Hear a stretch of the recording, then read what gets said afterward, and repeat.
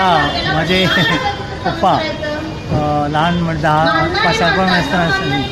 7-5 महिन्याचे असताना त्याच्यामध्ये घेऊन आणायचे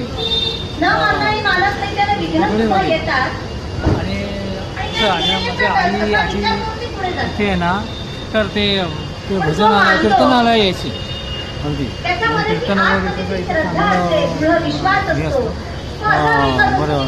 आणि रात्री 12 वाजता जे यायचं कीर्तन असतं ना आपलं गोकुळ अष्टमीचं, त्यावेळेला आजी आमची हे मोठी एकदा 12 वाजले कृष्ण जन्म झाला ना, जन्म झाल्यावर मग त्यांना गोविंद येतो, फटाके वाजतात ना गोविंद येतो, असं सगळं असतं. आता ही बघूया आपण ही बाजू गेली त्यांना